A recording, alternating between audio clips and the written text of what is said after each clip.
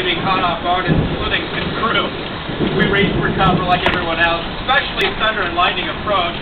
We walked undercover on Lancaster Drive. The storm rolled through. It was wet, windy, left everyone outside absolutely soaked and looking for a dry towel. Daddy, get out.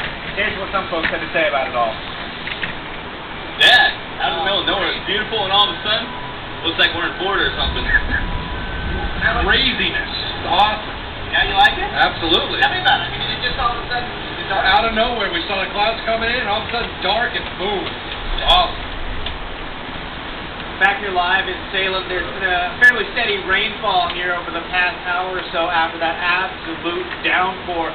For the most part, folks seem to be handling it quite well. Obviously, they've got their headlights on, they're driving cautiously, which is important because earlier What are you doing, Binky? visibility was very limited and there's a lot of high water out there. People obviously being cautious. The weather is messing with us. It took Kyle away. No, I think he's fine. I think it just interrupted our signal.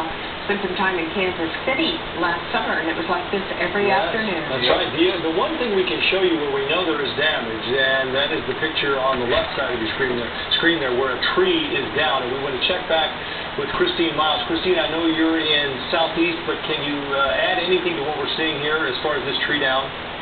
Yeah, Joe, I know that we have some trees down near 224. We have a tree down near 99E, the south end of the Ross Island Bridge. I also just found out that the on-ramp to I-84 East, Grand I got it! That is closed. That was a tree that fell, I believe, on a sedan. That's what we're looking at here, right? Okay. That's Oh, tight. We hope that there are no injuries. We've got a crew out there. We're hoping to clean that up quickly. So far it seems like it's the outer line areas where there are more debris, more roadway.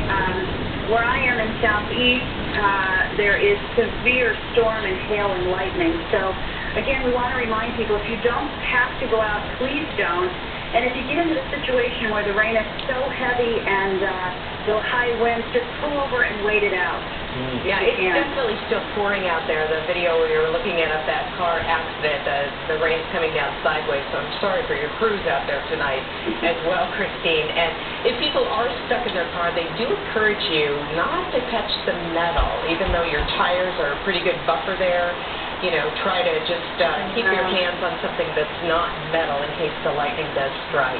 Thanks so much, Christine, for that update. Thank you. Joe Smith is in the newsroom right now. He saw some damage right next door at Lincoln High School. Yeah, it wasn't very far, but it does show that this storm is affecting everyone, no matter what you're doing.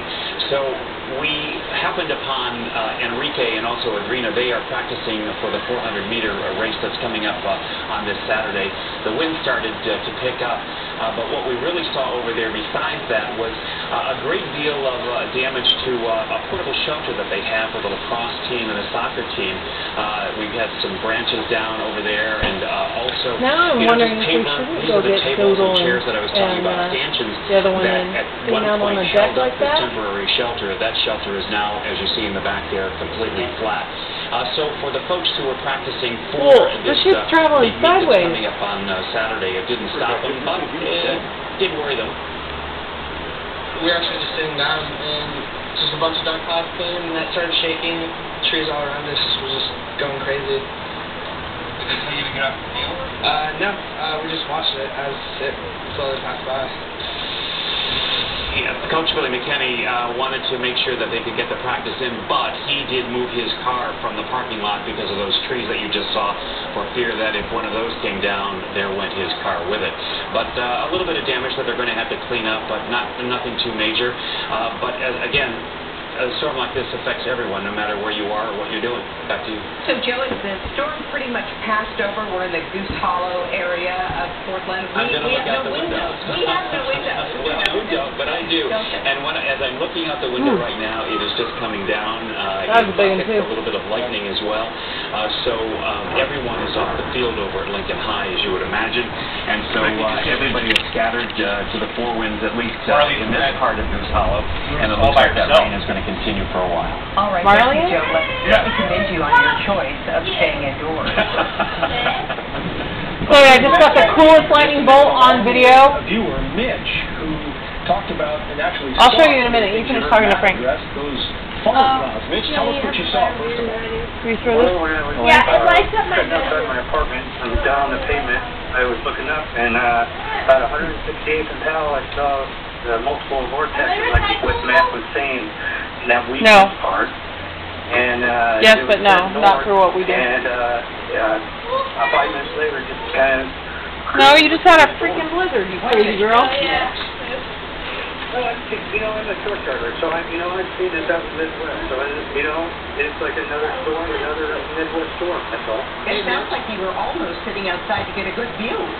Yeah, and I was going to take pictures, but my internet on my phone went down, so I'm going to send you pictures to you guys. Well, we appreciate it. Hey, Mitch, this is Matt Safino. When you saw those, did you see several at the same time, or was there one and then that dissipated and another one came down? No, I saw most about, I counted about 5 of them that were swirling within the vortex going sideways, which is really interesting, bizarre. It was not like going down towards the ground. Huh? So it was sort of parallel to the ground.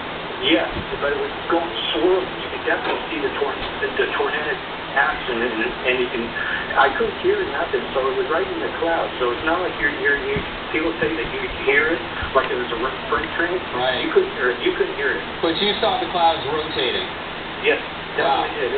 It was probably, if it was going on the ground, I would say it'd be about a half, 1/8 of a mile wide. Well, a lot of times with storms like this, Mitch, we get what you saw, and we get rotation in the clouds that doesn't actually reach the ground, which of course